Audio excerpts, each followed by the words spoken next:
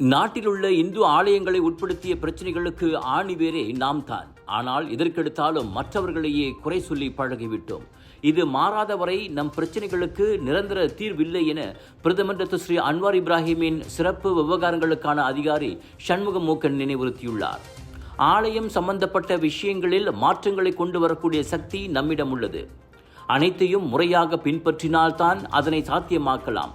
அதை விடுத்து செய்பவர்களையும் சகட்டு மேனிக்கு வசைப்பாடினால் நாம் சாதிக்கப் போவது ஒன்றுமில்லை என அவர் சுட்டிக்காட்டினார்.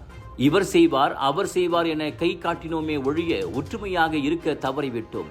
ஒற்றுமையாக இருந்து செயல்பட்டிருந்தால் எவ்வளவோ சாதித்திருக்கலாம். தவிர இச்சமுதாயம் நடந்து முடிந்தவற்றையே பேசிக் கொண்டிருக்கிறது.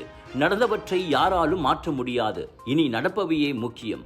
மலேசிய இந்து சங்கம் ஏற்பாட்டில் ஞாயிற்றுக்கிழமை 800க்கும் மேற்பட்டோர் பங்கேற்ற அவசர கூட்டத்தில் சிறப்பு விருந்தினராக பங்கேற்று பேசிய போது சண்முகம் அவ்வாறு சொன்னார். இன்னொன்று, நம் ஆலயங்களை உட்படுத்திய நடப்பு விவகாரங்கள் ஒரே நாளில் தீர்க்கப்படக்கூடியவை அல்ல. பிரதமரின் சிறப்பு அதிகாரி என்பதால் எடுத்த எடுப்பிலேயே அவற்றுக்கு தீர்வு காண முடியும் என்பதும் இயலாத காரியம்.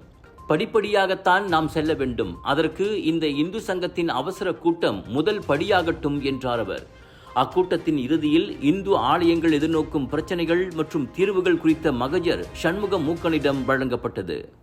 எங்க வீட்ல எல்லாரும் தினமும் காலையில ரெயின் ஆயில் வெர்ஜின் கோகனட் ஆயில குடிக்கிறோம். நீங்களும் தினமும் ரெயின் ஆயில் வெர்ஜின் கோகனட் ஆயில குடிங்க. எப்பவுமே புத்துணர்ச்சியோட இருங்க. ஒவ்வொரு பொழுதும் ரெயின் ஆயுருடன் தொடங்குங்கள்.